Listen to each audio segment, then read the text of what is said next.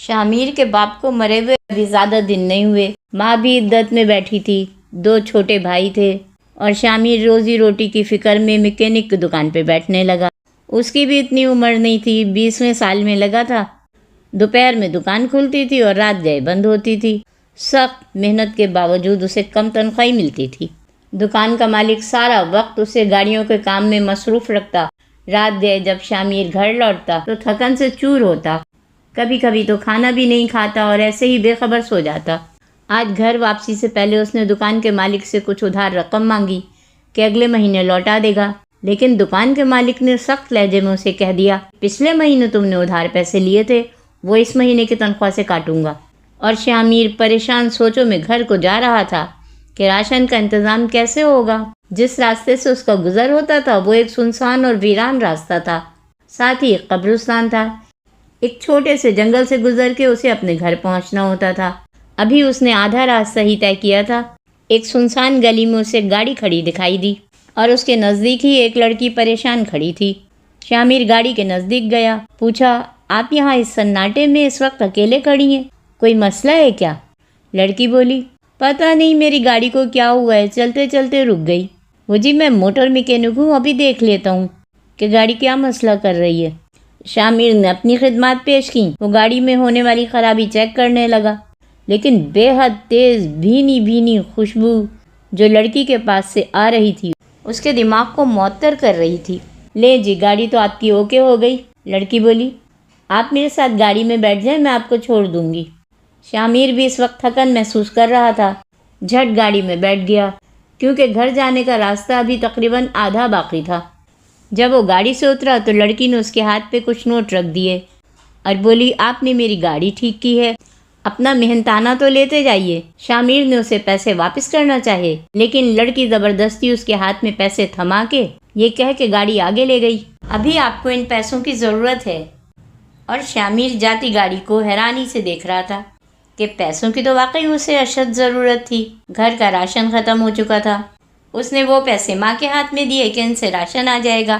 اتنے پیسے دیکھ کے ماں بھی خوش ہو گئی۔ ابھی 3 سے 4 دن ہی گزرے تھے کہ شامیر کو گھر واپسی میں رات پھر اس راستے سے گزرتے ہوئے تیز خوشبو کا احساس ہوا۔ خوشبو بھی اتنی محصور کن تھی کہ وہ لمبی لمبی سانسیں لے کر خوشبو کو اپنے اندر جیسے اتارنے لگا۔ آس پاس کوئی نہیں تھا۔ وہ حیران تھا کہ یہ محصور کن خوشبو کہاں سے آ رہی ہے۔ اچانک اسے یاد آیا کہ یہ تو وہی خوشبو ہے جو اس رات اس خوبصورت لڑکی کی موجودگی میں آ رہی تھی۔ اور پھر اسے اپنے پیچھے پائل کی ہلکی ہلکی چھن چھن کی آواز آئی۔ پیچھے پلٹ کے دیکھا تو اس لڑکی کے ہر اٹھتے قدم کے ساتھ پائل کی مدھر چھن چھن بج رہی تھی۔ وہ بولی، میں تمہارا ہی انتظار کر رہی تھی۔ شامیر اسے تکتے ہوئے سوچ رہا تھا کہ یہ اتنی خوبصورت لڑکی جو دیکھنے سے ہی امیرزادی لگتی ہے، بھلا مجھ غریب کا انتظار کیوں کر رہی تھی؟ وہ بولی، تم مجھے بہت اچھے لگتے ہو، کیا مجھ سے دوستی کرو گے؟ وہ جھٹ بولا، ہاں کیوں نہیں۔ پھر وہ خوش ہوتے ہوئے بولی، آؤ ہم ندی کی طرف چلتے ہیں۔ شامیر تھوڑا پریشان ہوا کہ اسے تو اس وقت گھر جانے کی جلدی تھی، لیکن ابھی ذرا ہی پہلے اس نے لڑکی سے دوستی کی حامی بھر لی تھی، اور پھر وہ اس لڑکی کے احسان تلے بھی دبا ہوا تھا کہ اس نے پچھلی ملاقات میں اسے اچھی خاصی رقم دی تھی۔ ندی کے پاس رات کے سناٹے میں شامیر کو بڑا ہی عجیب لگ رہا تھا۔ اس پہ اس لڑکی کا سیاہ لباس اور لمبے لمبے بال، اسے یہ سب بڑا ہی عجیب لگ رہا تھا۔ کبھی کبھی اسے اپنے اندر ہلکا سا خوف اٹھتا بھی محسوس ہوتا، جانے کیوں شامیر کو اس لڑکی میں کچھ پراسراریت سی محسوس ہو رہی تھی کہ لڑکی بولی، یہاں سے کچھ ہی فاصلے پہ میرا گھر ہے، میں تنہا رہتی ہوں، کچھ عرصہ پہلے ہی میں نے اپنے گھر والوں کو چھوڑ کے یہاں اپنی ایک دنیا بسا لی۔ تم مجھے اس دنیا کے اور لوگوں سے مختلف لگے۔ میرے پاس پیسے کی کمی نہیں ہے، کمی تھی تو صرف ایک اچھے دوست کی، لیکن اب وہ کمی پوری ہو گئی، مجھے تم جیسا اچھا دوست مل گیا۔ رات گہری ہو رہی تھی۔ شامیر نے اس سے رخصت چاہی، پھر ایک دم بولا، تمہارا نام کیا ہے؟ وہ بولی، میرا نام ارونا ہے۔ شامیر سونے کو لیٹا تو ارونا کے ہی بارے میں سوچ رہا تھا، جو اسے بھی بہت اچھی لگی تھی۔ انہی سوچوں میں وہ سو گیا۔ شور پہ اس کی آنکھ کھلی۔ اس کے دونوں چھوٹے بھائی اس کے پوچھنے پہ انہوں نے بتایا ڈر کے مارے شور کر رہے تھے۔ کہ ابھی تھوڑی دیر پہلے ہی ہم نے ایک لڑکی کو اپنے گھر میں دیکھا ہے، اس کے بال بہت لمبے تھے اور وہ دیکھنے میں ڈراؤنی لگ رہی تھی۔ شامر نے ماں سے ہنس کے کہا، اماں انہوں نے کوئی خواب دیکھ لیا ہوگا۔ ماں بولی، لیکن یہ دونوں ڈرے ہوئے ہیں، اور دونوں کے شور پہ ہی میں بھی سوتے سے جاگ گئی۔ ارونا شامر سے ملنے اب اکثر سنسان راستے پہ آ جاتی تھی اور پھر دونوں دیر تک باتیں کرتے تھے۔ ایک رات وہ کام پہ سے جب گھر واپس آیا تو دیکھ کے حیران رہ گیا، گھر میں بھرپور طریقے سے راشن موجود ہے۔ اس نے ماں سے پوچھا، اماں یہ اتنا راشن کہاں سے آیا؟ ماں بولی، بیٹا تمہارے تکیے کے نیچے جو پیسے تم چھوڑ کے جاتے ہو وہی جمع کر کے رکھ رہی تھی، ان پیسوں سے ہی راشن لیا ہے۔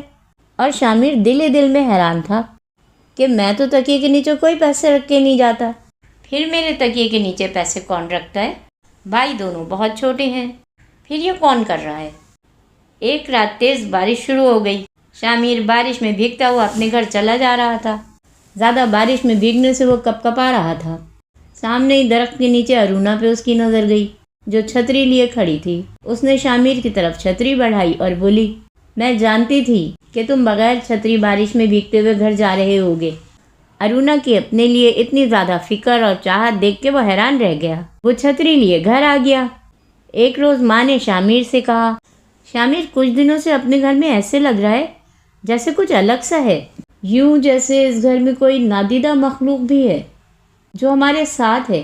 وہ بولا، نہیں اماں، یہ تمہارا وہم ہے۔ ماں بولی، بیٹا گزری رات میں نے بھی اپنے آنگن میں ایک لڑکی دیکھی ہے جس کے بال بہت لمبے ہیں، لیکن دیکھنے سے وہ ڈراؤنی لگتی ہے، ہم کوئی دوسرا گھر دیکھ لیتے ہیں۔ وہ بولا، اماں ہم کو اس گھر میں رہتے ہوئے کئی سال ہو گئے ہیں، جتنے کرائے میں ہم یہاں رہ رہے ہیں بہت بہتر ہے، ہمیں تو اتنے کرائے میں مشکل سے ہی کوئی اچھا گھر ملے گا۔ اگلی رات گھر واپسی میں ارونا اس سے سنسان گلی میں اپنی منتظر ملی۔ اسے دیکھتے ہی وہ بولی، چلو آج تم میرے ساتھ میرے گھر چلو۔ شامر نے دل ہی دل میں سوچا، یہ تو اتنی امیر لڑکی ہے، یقیناً اس کا گھر بھی بہت خوبصورت ہوگا۔ وہ ارونا کے ساتھ خاموشی سے چلنے لگا اور اس کی جان خشک ہو گئی جب ارونا قبرستان کے راستے اسے ساتھ لے کے آگے ہی آگے چل رہی تھی۔ اس قبرستان کے بارے میں شامر نے لوگوں سے بہت ہی پراسرار باتیں سنی تھیں، کہیں کہیں الو بول رہے تھے۔ پھر قبرستان ختم ہوتے ہی وہ جانے کس انجانے راستے پہ اسے لے آئی اور ایک کھنڈر کے پاس آ کے ٹھہر گئی۔ شامر حیران ہو کے بولا، ارے تم مجھے کہاں لے آئی ہو؟ تمہارا گھر کہاں ہے؟ وہ بولی، یہی کھنڈر میرا گھر ہے، میں یہیں رہتی ہوں۔ میں انسانوں کی بستی میں اپنے لیے دوست تلاش کرنے آئی تھی جو مجھے تمہاری صورت میں مل گیا، ایسا دوست پا کے میں بہت خوش ہوں۔ شامر کچھ نہ سمجھتے ہوئے بولا، تم بھلا اس کھنڈر میں یہاں اس طرح تنہا کیسے رہ سکتی ہو؟ ابھی کے ابھی میرے ساتھ میرے گھر چلو اور وہاں ہم سب کے ساتھ رہو۔ وہ بولی، وہاں سب کے ساتھ رہنے سے میرا راز کھل جائے گا جو میں ابھی کھولنا نہیں چاہتی۔ ہماری تمہاری دوستی پکی؟ ارونا نے یہ کہہ کے شامر کی طرف اپنا ہاتھ بڑھایا کہ اچانک اس کا ہاتھ کالا ہو گیا اور اس پہ بڑے بڑے بال نمودار ہو گئے۔ دیکھتے ہی دیکھتے اس کا سارا جسم بھی کالا ہونے لگا اور ان پہ بال نمودار ہونے لگے۔ چہرہ بھی ویسا ہی خوبصورت تھا۔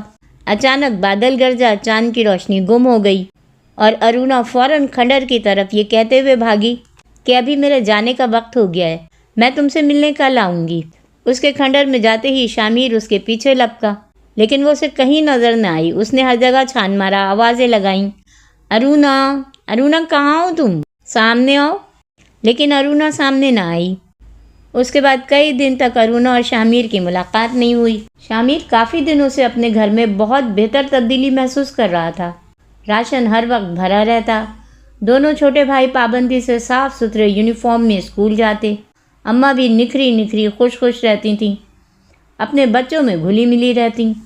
شامر نے گھر میں ہونے والی اس تبدیلی کا ذکر ماں سے کیا۔ ماں بولی، بیٹا مجھے تو تمہارے تکیے کے نیچے سے روزانہ ہزار ہزار کے نوٹ رکھے ہوئے ملتے ہیں، وہی گھر پہ اور گھر کے لوگوں پہ خرچ کر رہی ہوں۔ بچے بھی بہت خوش ہیں۔ میرا ارادہ تو اب اس گھر کو تبدیل کرنے کا نہیں، ہم یہیں خوش ہیں۔ اب بچے بھی نہیں ڈرتے اور نہ ہی مجھے کوئی خوف محسوس ہوتا ہے۔ ارونا سے ملاقات ہوئے شامر کو تقریباً مہینہ گزر گیا تھا۔ اب شامر کو اس سے ملنے کی بے چینی ہونے لگی تھی۔ آج کام پہ سے واپسی میں وہ ارونا سے ملنے اسی کھنڈر کی طرف چل دیا۔ اس سے ملنے کی لگن میں اس نے ایسے ماحول کا ڈر بھی اپنے ذہن سے نکال دیا تھا۔ کھنڈر پہنچ کے وہ ارونا کو آوازیں دینے لگا۔ ارونا اسے کہیں دکھائی نہ دے رہی تھی۔ ارونا، کہاں ہو تم؟ دیکھو میں تم سے ملنے آیا ہوں۔ تم نے مجھ سے دوستی کی اور اب خود ہی غائب ہو گئی۔ اور پھر ایک دم سے ارونا کی آواز آئی، شامر میں تم سے نہیں مل سکتی، تم واپس لوٹ جاؤ۔ وہ بولا، لیکن کیوں؟ تم مجھ سے کیوں نہیں مل سکتی؟ پھر اسے ارونا کی آواز آئی، میرا ایک ایسا راز ہے کہ تم مجھے دیکھو گے تو مجھ سے نفرت کرنے لگو گے، ڈر جاؤ گے۔ وہ بولا، نہیں، میں تم سے نفرت نہیں کروں گا، تم سامنے تو آؤ۔ اور پھر شامر کو پائل کی چھن چھن کی مدھر آواز آنے لگی اور وہی تیز خوشبو جو ارونا کی موجودگی میں اسے محسوس ہوتی تھی۔ ذرا ہی دیر میں ارونا لال جوڑا پہنے اس کے سامنے موجود تھی۔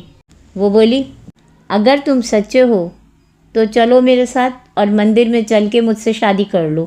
شامر فوراً بولا، میں مسلمان ہوں۔ وہ بولی، تو کیا ہوا، تم مجھ سے شادی کر لو۔ دیکھو میں شادی کے لیے لال جوڑا بھی پہن کر آئی ہوں۔ میں مسلمان نہیں ہوں تو کیا تم مجھ سے شادی نہیں کرو گے؟ شامر بولا، ہاں میں تم سے شادی کروں گا، لیکن اس کے لیے تمہیں میرے ساتھ مسجد جانا پڑے گا۔ وہ بولی، قطعی نہیں، وہاں نہیں جاؤں گی، بلکہ تمہیں میرے ساتھ مندر چل کر مجھ سے شادی کرنا ہوگی۔ ارونا اسے زبردستی مندر لے جانے پہ بضد تھی۔ وہ اس بات کے لیے تیار ہو گیا، لیکن شامر کے مندر میں داخل ہونے سے پہلے ہی ارونا نے اسے روک کے کہا، اندر جانے سے پہلے سچائی تو جان لو۔ وہ بولا، کیسی سچائی؟ اور پھر شامر نے دیکھا کہ ارونا کا حلیہ اچانک تبدیل ہونے لگا۔ وہ ایک ڈراؤنی مخلوق دکھائی دے رہی تھی۔ اس کے منہ سے اب خوفناک سی آواز نکل رہی تھی، میں تمہاری خوبصورتی پہ عاشق ہو گئی تھی اور تمہاری خاطر اپنی دنیا سے آ کر یہاں تمہاری دنیا میں رہنے لگی۔ میں ایک جن زادی ہوں۔ کیا اب بھی تم مجھ سے شادی کے لیے تیار ہو؟ شامر بری طرح خوفزدہ ہو گیا اور اس نے واپسی کے لیے دوڑ لگا دی۔ جیسے تیسے وہ گھر پہنچا۔ کئی دن وہ بخار میں پڑا رہا۔ وہ اب ارونا کے بارے میں اتنا خوفزدہ تھا کہ کام پہ بھی نہ جا رہا تھا۔ ایک رات اچانک سوتے سے اس کی آنکھ کھل گئی۔ سامنے ہی ارونا اپنے جن زادی والے حلیے میں کھڑی تھی۔ وہ بڑی اداس لگ رہی تھی۔ اسی اداسی سے بولی، مجھ سے ڈرو نہیں، میں تمہیں صرف یہ بتانے آئی ہوں کہ اس کھنڈر میں ایک جگہ خزانہ دفن ہے، تم کسی بھی وقت جا کے اسے نکال لینا، تمہاری زندگی بدل جائے گی۔ اور اب میں اس دنیا میں واپس جا رہی ہوں۔ اس کے بعد وہ غائب ہو گئی۔ اور پھر ایک دن ارونا کی کھنڈر میں خزانے کی بتائی ہوئی جگہ وہ گیا تو تھوڑی سی کھدائی کے بعد اسے خزانہ مل گیا۔ اب وہ اکثر ارونا کو تلاش کرتا، لیکن ارونا اسے کہیں نہ ملی۔ شاید وہ اپنی دنیا میں واپس لوٹ گئی تھی، لیکن اپنی دنیا میں جانے سے پہلے وہ شامر کی زندگی بدل گئی۔